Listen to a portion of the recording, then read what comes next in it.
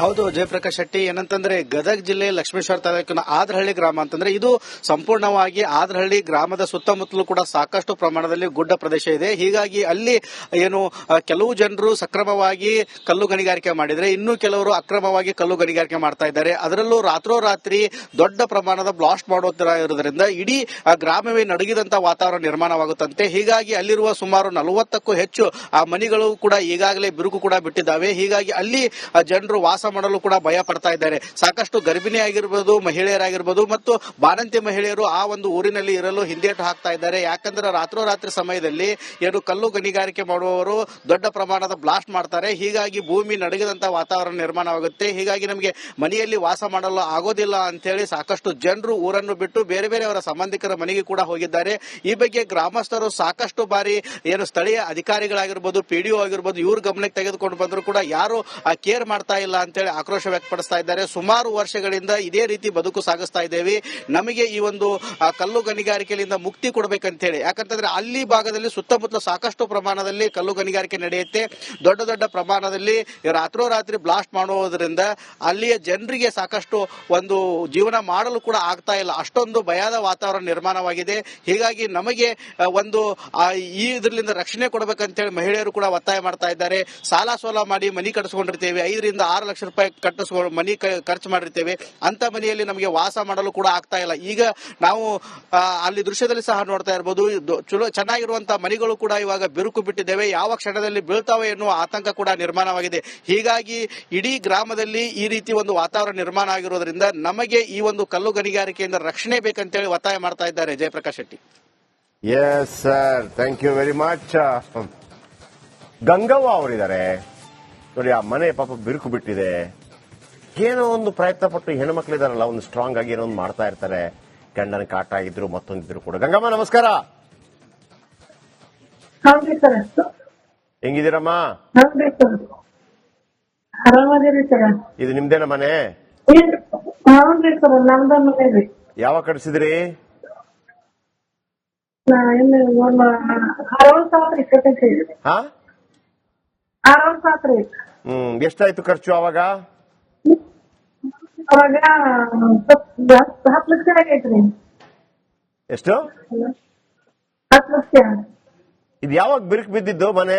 Blast ಆಗಿನಾ? ಹೌದ್ರಿ sir. Complaint 10 lakh ಆಯ್ತು. ತಹಶೀಲ್ದಾರ್ಗೆ complaint ಮಾಡಿದ್ರಿ?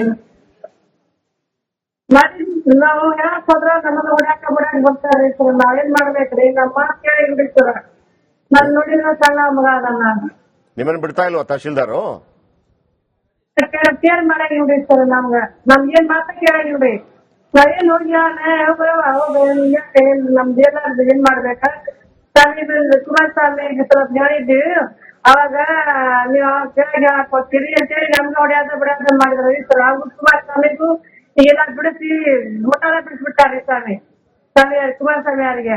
ನೀವ್ ಯಾಕೆ ಹೇಳ್ತೀರಿ? ನೀವ್ ಹಂಗ ಮಾಡ್ಯಾರ, ನಾವ್ ಹಂಗ ದುಡ್ಡು ಕೊಡ್ತಿಲ್ಲ, ನಮ್ಗ ಕಲ್ಲ ಮಣ್ಣು ಹೇಳ್ಯಾರ, ನಾವ್ ಹಂಗ ಹೊಡ್ಯಾರ, ನಾವ್ ಇದು ಮಾಡ್ಯಾರ, ನೀವು ನಮ್ಗೇನ್ ಸಂಬಂಧ? ನಮ್ದು ಗುಡ್ಡ, ನಮ್ದು ಮನಿ, ನಮ್ದು ಇಲ್ಲ ಅಂತೇಳಿ ನಾವ್ ಹೊಡ್ಯಾಕ ಬಡಾಕ್ ಬರ್ತಾರ್ರಿ ಸರ್. ಅದ್ರ ನಾವೇನ್ ಹೋಗಿ ಹೇಳ್ರಿ ಸರ್. ಅವ್ರಿಗೆ ಜಗ್ಗ ಮಣ್ಣ ಗೆಬರ್ಗಿ ಹಾಕ್ತಾರ್ರಿ ಒಳಗ. ಏನ್ ಮಾಡಲ್ರಿ ಸರ್? ಅವ್ರು ಹೇಳಕ್ ಹೋದ್ರೆ ನಾವ್ ಮನ್ಯಾಗ ಹಾಕೋಬೇಕಂತ ಹೆಣ್ಮಕ್ಳು ನಮ್ಮನ್ಯಾಗ ನೋಡಿದ್ರೆ ಗಂಡ್ ಮಕ್ಳು ಹೇಳ್ರಿ ಸರ್. ನಮ್ಮ ಮನ್ಯಾಗ ನೋಡಿದ್ರ ಸ್ವಲ್ಪ ಕುಡ್ಕದಲ್ರಿ ಸರ್. ನೋಡಿ ಹೆದರ್ತೀರಿ ನಾವು. ಸುತ್ತಾದ ಮನಿ, ಇನ್ನೊಂದ್ ಮನಿ ಬಾಳ ಆಗೈತ್ರಿ ಸರ್. ಅವ್ರಿಗೆ ಒಂದ್ 50 ಮನಿ ಆಗ್ಯಾವ್ರಿ ಸರ್. ಧೂಳ ರೋಡಿನ ಧೂಳ ಹೋಗದ ಮನಿ. ಈಗ ಅದಕ್ಕೆ ಒಂದು ಎಷ್ಟು ದುಡ್ಡು ಸಿಕ್ಕಿದ್ರೆ ನಿಮ್ಗೆ ಅದನ್ನ ರಿಪೇರಿ ಮಾಡಬಹುದು ಅಂತ ಅನ್ಸತ್ತೆ?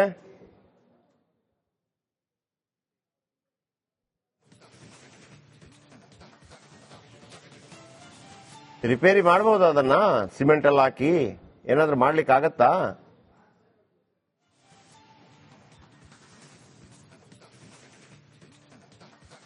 ಓಕೆ, ವಾಸುದೇವ್ ಸರ್ ಇದಾರೆ, ತಹಶೀಲ್ದಾರರು. ವಾಸುದೇವ್ ಸರ್ ನಮಸ್ತೆ. ನಮಸ್ತೆ ಸರ್. ಇದು ನಿಮ್ಮ ಗಮನಕ್ಕೆ ಇದೆಯಲ್ಲ ಗೊತ್ತಿಲ್ಲ ನನಗೆ. ಇದು ಗದಗ ಜಿಲ್ಲೆ ಲಕ್ಷ್ಮೇಶ್ವರ ತಾಲೂಕು ಆದರಹಳ್ಳಿಯಲ್ಲಿ ಸರ್. Yes yes. ಅಲ್ಲಿ ಗಂಗಮ್ಮ ಅಂತ ಒಬ್ರು ಇದಾರೆ. ಪಾಪ ಅವ್ರದ್ದು ಮನೆ ಬಿರುಕು ಬಿಟ್ಟಿದೆ ಈ ಬ್ಲಾಸ್ಟ್ ಇಂದಾಗಿ. Yes sir, yes sir. ಈ ನಮ್ಮಲ್ಲಿ ಅದಕ್ಕೆ ಏನಾದ್ರು ಪ್ಲೀಸ್ ಸರ್ ಪ್ಲೀಸ್. ಎಸ್, ನಾವು ಅದರಲ್ಲಿ ಏನು ಗಣಿಗಾರಿಕೆ ಬಗ್ಗೆ ಏನು ವಿಷಯಗಳಿದೆ ಹಾ ಅದರ ಬಗ್ಗೆ ಗಮನಕ್ಕಿದೆ. ಹಾ ಆದಳ್ಳಿ ಅನ್ನೋದೇನಿದೆ ಅದು ಅರಣ್ಯ ಒಂದು ಕ್ಷೇತ್ರ ಆಗಿರೋದ್ರಿಂದ ಹಾ ನಮ್ಮ RF ಅವರು ರೆಗ್ಯುಲರ್ ಅಲ್ಲಿ ವಿಸಿಟ್ ಮಾಡೋದು ಹಾ ಮತ್ತು ಯಾರು ಈ ಅನಧಿಕೃತವಾಗಿ ಏನು ಕಲ್ಲು ಗಣಿಗಾರಿಕೆ ಮಾಡ್ತಾ ಇದ್ದಾರೋ ಹಾ ಸೊ ಅವ್ರ ಮೇಲೆ ಆಕ್ಷನ್ ತಗೊಂಡು ಕೇಸ್ಗಳನ್ನ ಮತ್ತು ಕಾಂಪೌಂಡಿಂಗ್ ಅನ್ನ ರೆಗ್ಯುಲರ್ ಆಗಿ ಮಾಡ್ತಾ ಬಂದಿದ್ದಾರೆ. ಓಕೆ. ಸೊ ಈಗ ಪರವಾನಗಿಯಿಂದ ಇದ್ದವರು ಬ್ಲಾಸ್ಟಿಂಗ್ ಮಾಡೋದಾಗ್ಲಿ ಮತ್ತೊಂದಾಗ್ಲಿ ಪರವಾನಗಿ ಇಲ್ಲದೆ ಇರೋರ್ ಆತರ ಕಂಡು ಬಂತಂದ್ರೆ ನಮ್ಮಿಂದ ಖಂಡಿತವಾಗಿಯೂ ಕ್ರಮ ಕೈಗೊಳ್ಳಲಾಗತ್ತೆ. ಆದ್ರೆ ವಸತಿ ಪ್ರದೇಶಗಳಲ್ಲಿ ಮಾಡಬಹುದಾ ಸರ್? ವಸತಿ ಪ್ರದೇಶದಲ್ಲಿ ಮಾಡೋದಕ್ಕೆ ಅವ್ರಿಗೆ ಪರ್ಮಿಷನ್ ಇಲ್ಲ.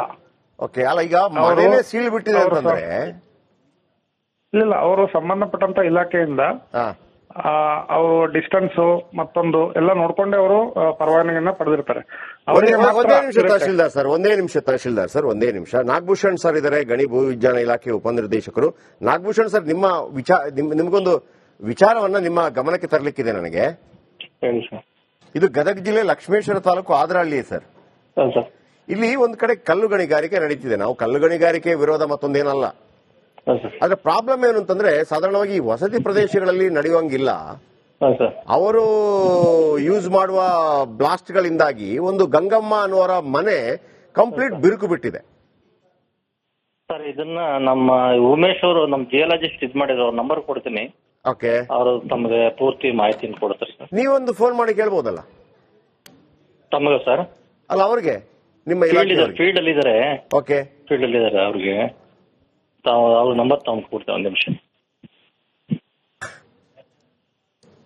ಕೊಡಿ.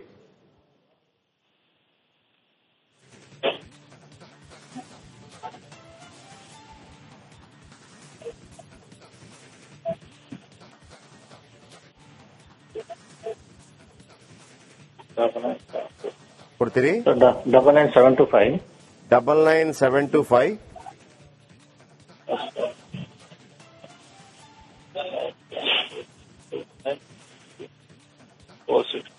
29462.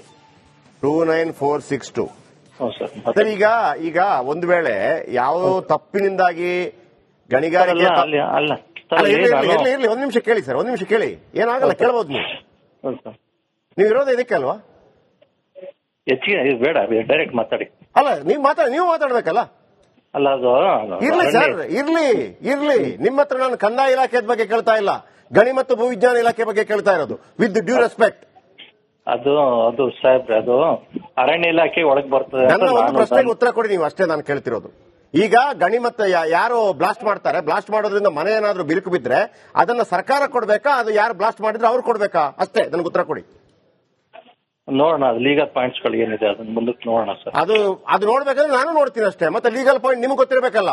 ಮತ್ತೆ ನೀವು ಉಪನಿರ್ದೇಶಕರು ಹೆಂಗಾಗ್ತೀರಿ? ಮತ್ತೆ ನಿಮಗೆ ಅದರ ಬಗ್ಗೆ ಗೊತ್ತಿಲ್ಲ ಅಂತಂದ್ರೆ ನಾನೇನು ನಿಮ್ಮ ಹತ್ರ BO ವಿಚಾರ ಶಿಕ್ಷಣದ ಬಗ್ಗೆ ಕೇಳಿದ್ನ ನಾನು ನಿಮ್ಮ ಹತ್ರ? ಒಳ್ಳೆ ಕಥೆ ಆಯ್ತಲ್ಲ ನಿಮ್ದು. ಮಾತಾಡಿ. Okay, thank you. ಯಾವಲ್ರಿ ಇದೆಲ್ಲ? ನಾನು ಕೇಳಿದ್ದೇನು? ಒಳ್ಳೆ ಗಣಿ ಮತ್ತು ಭೂವಿಜ್ಞಾನ ಇಲಾಖೆ ಉಪನಿರ್ದೇಶಕರಂತೆ. ನಿಮ್ಗೆ ಗೊತ್ತಿರಬೇಕಲ್ಲ ಒಂದು ಕಾನೂನು ಏನು ಅಂತೇಳಿ. ಪಿಕ್ ಪಾಕೆಟ್ ಪೊಲೀಸ್ ಹತ್ರ ಪಿಕ್ ಪಾಕೆಟ್ ಅಂದ್ರೆ ಯಾವ್ದಪ್ಪ? 420 ಮುಗಿದೋಯ್ತು. ಈಗ ಇವ್ರಿಗೆ ಹೇಳ್ಬೋದಿತ್ತಲ್ಲ, ಅವ್ರ ತಗೊಳ್ಳಿ ಇವ್ರ ತಗೊಳ್ಳಿ, ನೀವೇನು ಬಿಸಿ ಇದ್ದೀರಾ ಅಂತದ್ದು? ಗಣಿ ಮತ್ತು ಭೂವಿಜ್ಞಾನ ಇಲಾಖೆ ಏನು ಕಟ್ಟಾಕಿದೆ ನಮ್ಗೆ ಗೊತ್ತಿದೆ ಕರ್ನಾಟಕದಲ್ಲಿ. ನಾಗಭೂಷಣ್ ಕೇಳಿದ್ದೇನು ನಾನು? ನೋಡಿ, ಒಂದು ವೇಳೆ ಅಕ್ರಮವೋ ಸಕ್ರಮವೋ ಒಂದು ವೇಳೆ ಬ್ಲಾಸ್ಟ್ ಆಗುವಂತ ಸಂದರ್ಭದಲ್ಲಿ ಯಾವ್ದಾದ್ರು ಮನೆ ಬಿರುಕು ಬಿಟ್ಟಿದ್ರೆ ಅದನ್ನ ಸರ್ಕಾರ ತುಂಬಿಕೊಡತ್ತಾ ಅಥವಾ ಯಾರಾದ್ರೂ ಕಂಪನಿ ಮಾಲೀಕರಿದ್ರೆ ಅವ್ರು ಕೊಡ್ಬೇಕಾ? ನಿಮ್ಮ ಹತ್ರ ಉತ್ತರ ಇಲ್ಲ ಅಂತಂದ್ರೆ ನೀವು ಹೆಂಗ್ ಪಾಸ್ ಆದ್ರಿಂದ ನನಗೆ ಡೌಟ್ ಬರ್ತಾ ಇದೆ. ಉಮೇಶ್ ಅವರಿದ್ದಾರೆ ಆ ಕ್ಷೇತ್ರಕ್ಕೆ ಸಂಬಂಧಪಟ್ಟವರ. ಅಲ್ಲಿ ಉಮೇಶ್ ಸರ್, ನಮಸ್ತೆ. ನಮಸ್ತೆ ಸರ್. ನನ್ನೊಂದು ಪ್ರಶ್ನೆಗೆ ಉತ್ತರ ಕೊಡಿ. ಗಣಿ ಮತ್ತು ಭೂವಿಜ್ಞಾನ ಇಲಾಖೆಗೆ ಸಂಬಂಧಪಟ್ಟ ಯಾರಾದ್ರೂ ಗಣಿಗಾರಿಕೆ ಮಾಡ್ತಾ ಇರುವಾಗ ಅಕ್ರಮವೋ ಸಕ್ರಮವೋ ಪಕ್ಕದ ಮನೆ ಬಿರುಕು ಬಿಟ್ರೆ ಅದಕ್ಕೆ ಯಾರು ಕೊಡ್ಬೇಕು ದುಡ್ಡು? ಸರ್, ಅಕ್ರಮ ಇರಲಿ ಅಥವಾ ಸಕ್ರಮ ಇರಲಿ, ಆ ಪಕ್ಕದಲ್ಲಿ ಮನೆಗಳು ಇತ್ತಂದ್ರೆ ಸೇಫೆಸ್ಟ್ ಡಿಸ್ಟೆನ್ಸ್ ಇಂದ ಬ್ಲಾಸ್ಟ್ ಮಾಡಬೇಕಾಗತ್ತೆ sir. Okay. 200 metre safest distance ಇಟ್ಕೊಂಡೇ ಬ್ಲಾಸ್ಟ್ ಮಾಡಬೇಕಾಗತ್ತೆ. ಒಂದು ವೇಳೆ ಬ್ಲಾಸ್ಟ್ ಆಗಿದೆ, ಮನೆ ಬಿರುಕು ಬಿದ್ದಿದೆ, ಯಾರು ಕೊಡ್ಬೇಕು ಅದಕ್ಕೆ ಪರಿಹಾರ? ಸರ್, ಬ್ಲಾಸ್ಟ್ ಮಾಡೋಕ್ಕಿಂತ ಮುಂಚೆ ಸಂಬಂಧಪಟ್ಟವರು ಪರ್ಮಿಷನ್ ತಗೋಬೇಕಾಗುತ್ತೆ ಸರ್. ಒಂದ್ ವೇಳೆ ಬ್ಲಾಸ್ಟ್ ಅದೇ ಬ್ಲಾಸ್ಟಿಂಗ್ ಇಂದಾನೆ ಏನಾದ್ರು ಬಿರುಕು ಬಿಟ್ರೆ ಅವ್ರ ಪರಿಹಾರನ ಒದಗಿಸ್ಕೊಡ್ಬೇಕಾಗತ್ತೆ ಸರ್. ನೀವು ಒದಗಿಸ್ಕೊಡಿ ಅವರಿಗೆ, ಗಂಗಮ್ಮ ಅವರಿಗೆ. ಸರಿ ಸರ್, ನಾವು ಸಂಬಂಧಪಟ್ಟವ್ರು ಯಾರು ಅವರು ಬ್ಲಾಸ್ಟ್ ಮಾಡಿದಾರೆ. ಯಾವಾಗ ಹೋಗ್ತೀರಿ? ಪ್ಲೇಸ್ ಗೊತ್ತಾ ನಿಮ್ಗೆ? ಸರ್ ನಾವು ಸ್ಪಾಟ್ ಆಲ್ರೆಡಿ ಹೋಗಿ ಬಂದಿದೀವಿ ಸರ್, ವಿಸಿಟ್ ಮಾಡಿದೀವಿ. ಈಗ ಬಟ್ ಅಲ್ಲಿ ನನಗೆ ನಡೀತಾ ಆ ಮನೆ ಬಿರುಕು ಏನ್ ಬಿಟ್ಟಿದೆ, ಆ ಬಿರುಕು ಬಿಟ್ಟವರಿಗೆ ಪರಿಹಾರ ಕೊಡಬೇಕು. ಸರಿ ಸರ್, ನಾವು ಇಮಿಡಿಯೇಟ್ ಆಗಿ ಅದನ್ನ ವಿಸಿಟ್ ಮಾಡಿ ಅದನ್ನ ಸಿಎಂ ಹತ್ರ ಪರಿಹಾರ ಕೊಡಿಸು. ನಾನು ಈಶ್ವರ್ ಖಂಡ್ರೆ ಅವರ ಬಳಿಗೆ ಇದನ್ನ ತಗೊಂಡು ಹೋಗ್ತೀನಿ, ಆ ತಾಯಿಯನ್ನು ಕರ್ಕೊಂಡು ಹೋಗ್ತೀನಿ ಬೇಕಿದ್ರೆ. ಸರಿ ಸರ್, ನಾವು ತಕ್ಷಣ ಅದನ್ನ ಅಟೆಂಡ್ ಮಾಡಿ ಅದು ಅವ್ರಿಗೆ ಏನ್ ಪರಿಹಾರ ಒದಗಿಸ್ಕೊಡ್ಬೇಕು ನಾವು ಮಾಡಿದ್ರೆ ಸಲ್ಯೂಟ್ ಮಾಡ್ತೀನಿ ನಿಮಗೆ. ಥ್ಯಾಂಕ್ ಯು ಉಮೇಶ್ ಅವರೇ. Okay sir. ಅಷ್ಟೇ ವೀಕ್ಷಕರೇ, ನಾನು ಹೇಳೋದು ಅಷ್ಟೇ. ಎಷ್ಟೇ ದೊಡ್ಡ ವ್ಯಕ್ತಿ ಆಗಿರ್ಲಿ ಸರ್, ಗಂಗಮ್ಮನ ಪರವಾಗಿ ನಿಲ್ತೀವಿ ಅಷ್ಟೇ. ನಿರ್ದೇಶಕರು ಮತ್ತೊಂದು ಯಾಕೆ ಉಪನಿರ್ದೇಶಕನಿಗೆ ಗೊತ್ತಿರಬೇಕಲ್ಲ, ಸಿಎಂ ಗೊತ್ತಿರೋದಿಲ್ಲ ಬೇರೆ ವಿಚಾರ, ಅಥವಾ ಡಿಸಿಎಂ ಗೊತ್ತಿರೋದಿಲ್ಲ, ಒಬ್ಬ ಇಲಾಖೆ ಮಂತ್ರಿ ಗೊತ್ತಿರೋದಿಲ್ಲ. ಯಾಕಂದ್ರೆ ಆ ಕಾನೂನುಗಳದ್ದು ಅವ್ರಿಗೆ ಗೊತ್ತಿರೋದಿಲ್ಲ. ಒಬ್ಬ ಉಪನಿರ್ದೇಶಕ ಒಬ್ಬನ ಗೊತ್ತಿರ್ಬೇಕಲ್ಲ. ದುಡ್ಡು ಯಾರು ಕೊಡಬೇಕು ಅಂತ ಕೇಳಿದ್ ನಾನು ಅವ್ರ ಹತ್ರ ಬೇರೆ ಪಂಚಾಂಗ ಕೇಳಿಲ್ಲ ಅವ್ರ ಹತ್ರ. ಈಗ ನಾವು ಇದಕ್ಕೆ ಸಂಬಂಧಪಟ್ಟ ಹಾಗೆ ನಾಗಭೂಷಣ್ ಗಣಿ ಮತ್ತು ಭೂವಿಜ್ಞಾನ ಇಲಾಖೆ ಉಪನಿರ್ದೇಶಕರವರ ಗಮನಕ್ಕೂ ತಂದಿದ್ದೀವಿ. ಅವರು ಒಂದು ನಂಬರ್ ಕೊಟ್ಟರು, ಪಾಪ ನಂಬರ್ ಕೊಟ್ಟರು, ಆದ್ರೆ ಒಂದು ಕ್ಲಾರಿಟಿ ಕೊಡಬೇಕು. ಆಮೇಲೆ ಗಣಿ ಮತ್ತು ಭೂವಿಜ್ಞಾನ ಇಲಾಖೆ ಅದೊಂದು ಇಲಾಖೆ, ಎಲ್ಲೂ ಕೂಡ ಸಕ್ರಮವಾಗಿ ನಡೆಯುತ್ತೆ ಅಂತ ನಾನು ಇಲ್ಲಿ ತನಕ ಕೇಳಿಲ್ಲಪ್ಪ. ಯಾವುದು ಕೂಡ ಎಲ್ಲವೂ ಕೂಡ ಅಡ್ಜಸ್ಟ್ಮೆಂಟೇ. ಧೂಳು ಬಂದರೂ ಕೂಡ ಅವ್ರು ಬರಬೇಕು. ಗಣಿ ಮತ್ತು ಭೂ ವಿಜ್ಞಾನ ಇಲಾಖೆ ಅಂತಂದ್ರೆ ಒಂದು ಸಿಮೆಂಟ್ ಫ್ಯಾಕ್ಟರಿಯಿಂದ ಧೂಳು ಹೇಳ್ತಾ ಇದ್ರೆ, ಅಲ್ಲಿ ಸಮಸ್ಯೆ ಆಗ್ತಾ ಇದ್ರೆ ಅವ್ರು ಬರ್ಬೇಕಲ್ಲಿಗೆ. ನಮಗೆ ಉಳಿದವ್ರದ್ದು ಈಗ ಪಿಡಿಒ ನೀರು ಬಂದಿಲ್ಲ, ಪಿಡಿಒ ಶಾಲೆಯಲ್ಲಿ ಇದು ಬಂದಿಲ್ಲ, ಹೆಂಚು ಹೋಗಿದೆ, ಬಿಇಒ, ಡಿಡಿಪಿ ಕಾಲೇಜ್, ಹೆಲ್ತ್ ಸರಿ ಇಲ್ಲ, ಡಿಎಚ್ಒ. ಈ ಗಣಿ ಮತ್ತು ಭೂ ವಿಜ್ಞಾನ ಇಲಾಖೆ ಅದು ಲೆಕ್ಕವೇ ಇಲ್ಲ ಯಾರಿಗೂ ಕೂಡ. ಅವ್ರು ಬರೋದೇ ಇಲ್ಲ, ವೇದಿಕೆಗೆ ಬರೋದೇ ಇಲ್ಲ ಅವರು. ಇನ್ನೊಂದು ರಾಜೀವ್ ಗಾಂಧಿ ವಸತಿ ಅಂತ ಒಂದಿದೆಯಲ್ಲ, ಅದು ಎಲ್ಲಿದೆ ಅಂತಲೇ ಹುಡುಕೋದೇ ಒಂದು ದೊಡ್ಡ ಕಷ್ಟ. ಅದು ನೀವು ನೋಡಿದೀರಾ? ನೀವು ಎಲ್ಲ ಕಡೆ ಈ ಆಶ್ರಯ ಯೋಜನೆ ಅಂತ ಹೇಳಿಬಿಟ್ಟು ನೂರಾರು ಮನೆಗಳನ್ನು ಹಾಕಿರ್ತಾರೆ, ಆಮೇಲೆ ಅದು ಅರ್ಧಕ್ಕೆ ನಿಂತೋಗಿರ್ತದೆ. ಹೇಳಿದ್ರೆ ಅದು ರಾಜೀವ್ ಗಾಂಧಿ ವಸತಿ ನಿಲಯ ಡ್ಯಾಶ್ ಡ್ಯಾಶ್ ಡ್ಯಾಶ್ ಡ್ಯಾಶ್ ಅಂತಾರೆ. ಒಂದೋ ಹೆಸರು ಚೇಂಜ್ ಮಾಡಬೇಕು, ಒಂದು ಆ ಸಂಸ್ಥೆ ಕೆಲಸ ಮಾಡಬೇಕು. ಕೆಲವಿರ್ತದೆ ನಾಮಕವಾಸ್ತೆ, ಅದರಿಂದ ಏನು ಕೆಲಸ ಆಗಿರೋದಿಲ್ಲ. ಬಟ್ ಅದರಲ್ಲಿರೋ ಅಧಿಕಾರಿಗಳಿಗೆ ಏನ್ ದಿಮಾಕು, ಏನ್ ದುಡ್ಡು, ಏನ್ ಸಂಬಳ. ಯಾಕೆ? ಯಾರು ದುಡ್ಡು? ಇವೆಲ್ಲದರ ಬಗ್ಗೆ ಇವತ್ತು ಅಷ್ಟೇ ಯಾರೇ ಆಗಿರ್ಲಿ ಸರ್, ನಾವು ನಿಲ್ಲೋದು ಆ ತಾಯಿಯ ಪರ. ಲಂಬಾಣಿ ಮಹಿಳೆ ಇರಬೇಕು. ನಾನಿಲ್ಲಿ ಜಾತಿ ಗೀತಿ ನೋಡ್ಕೊಂಡು ಮಾತಾಡ್ತಿರೋದಲ್ಲ. ಬಡ ಮಹಿಳೆ, ಧ್ವನಿ ಇಲ್ಲ, ಗಂಡ ಕುಡುಕ, ಒಬ್ಬರೇ ಮನೆಯನ್ನು ಕಟ್ಟಿದ್ದಾರೆ, 10 ಲಕ್ಷ ಖರ್ಚಾಗಿದೆ, ಬಿರುಕು ಬಿದ್ದಿದೆ, ಯಾವನು ಬಂದಿಲ್ಲ, ನಾವು ಬಂದಿದ್ದೀವಿ ಅಷ್ಟೇ. ನಾಳೆ ಮತ್ತೆ ಸಿಗೋಣ. ನಮಸ್ಕಾರ.